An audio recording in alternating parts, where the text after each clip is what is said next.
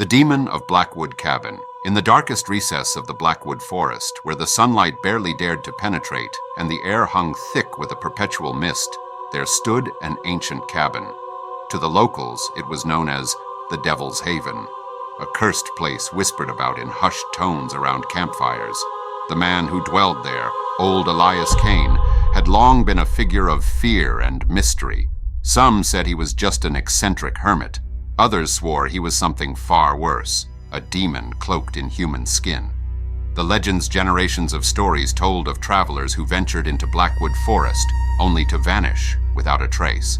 The few who were found were changed, their eyes hollow, their minds shattered, muttering incoherently about a man with burning red eyes and a voice like gravel dragged across bone. Some claimed Elias was cursed, bound to the forest for sins too dark to name. Others said he had made a pact with the devil himself, trading his humanity for dark powers and an eternal hunger. Whatever the truth, one thing was certain. No one who stumbled upon Elias Kane's cabin ever returned whole, lost in the woods. It was a chill autumn evening when Claire, a seasoned hiker, found herself hopelessly lost in Blackwood Forest. She had planned a short trek to clear her head, but as the sun dipped below the horizon, the forest transformed.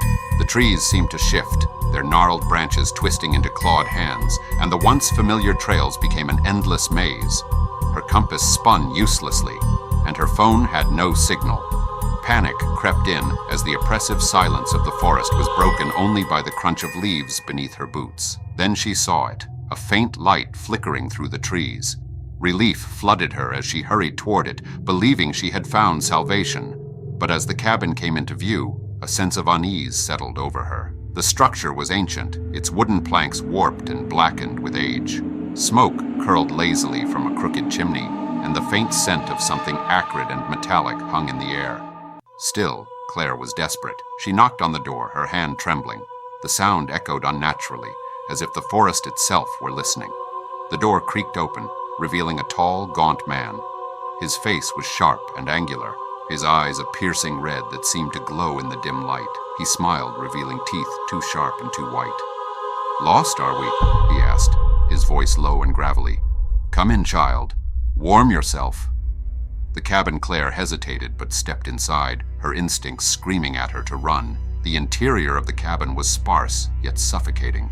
Animal bones hung from the ceiling, swaying gently as if moved by an unseen breeze. Symbols etched into the walls pulsed faintly, glowing like embers. A fire crackled in the hearth, but its warmth felt wrong, almost oppressive. Elias gestured to a chair by the fire. "Sit. You must be tired." She obeyed, her eyes darting around the room. "Thank you. I'm Claire," she said, her voice barely above a whisper. "Elias," he replied, sitting across from her. His movements were unnaturally fluid, almost serpentine. "You've wandered far from the path. This forest has a way of taking people." Claire nodded, trying to steady her breathing. "I just need directions back to the main trail." Elias's smile widened. "In due time. First, you must rest. The forest can be unforgiving to those who do not respect it." The truth revealed.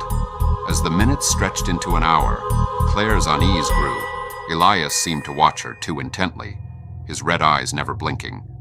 The firelight cast shadows that moved independently of the flames, writhing and twisting across the walls. And then she noticed it, a small pile of personal belongings tucked into a corner. A torn backpack, a muddy sneaker, a watch, its strap broken. Her stomach turned. "Who do those belong to?" she asked, pointing. Elias's expression didn't change, but his eyes seemed to burn brighter. "Ah, remnants of those who came before you. This forest claims many, as I said." Claire's blood ran cold. "I think I should go." Elias rose to his feet, his frame seeming to stretch impossibly tall. "I'm afraid it's too late for that.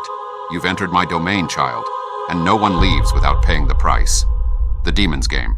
The air grew thick, choking as the fire flared violently. Elias's form shifted, his flesh rippling as black veins spread across his skin. His teeth elongated, and his hands twisted into claws. The shadows in the room converged, forming tendrils that reached for Claire. She bolted for the door, but it slammed shut, the symbols on the walls glowing fiercely. Elias's laughter echoed, deep and guttural. Run if you like. The forest will always bring you back to me. Claire stumbled into the woods, her flashlight flickering. The trees seemed to close in around her, their branches clawing at her clothes. The path twisted and turned, leading her in circles. No matter which direction she ran, the cabin reappeared before her, its door yawning open like a hungry mouth. The final stand. Desperate, Claire grabbed a sharp branch, holding it like a weapon as she backed away from the cabin. Elias emerged from the shadows, his form now fully monstrous. Horns jutted from his skull and his eyes glowed like twin infernos. "You can't escape," he growled. "Your soul is mine." Claire screamed and lunged, driving the branch into his chest. For a moment, Elias staggered, a look of surprise crossing his face, but then he laughed, pulling the branch free as black ichor dripped from the wound. "Foolish child," he snarled, "you cannot kill what is eternal." The forest seemed to come alive, the ground beneath Claire's feet shifting and breaking apart.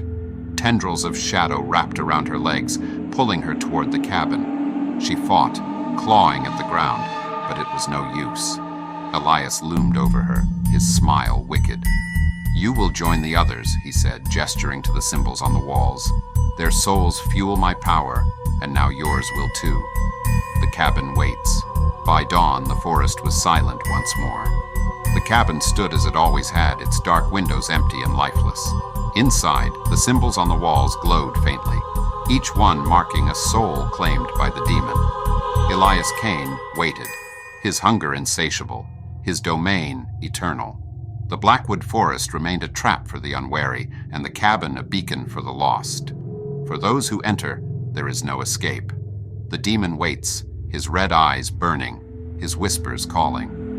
If you ever find yourself in Blackwood Forest and see a light in the distance, turn back, for the cabin hungers and Elias Kane is always watching.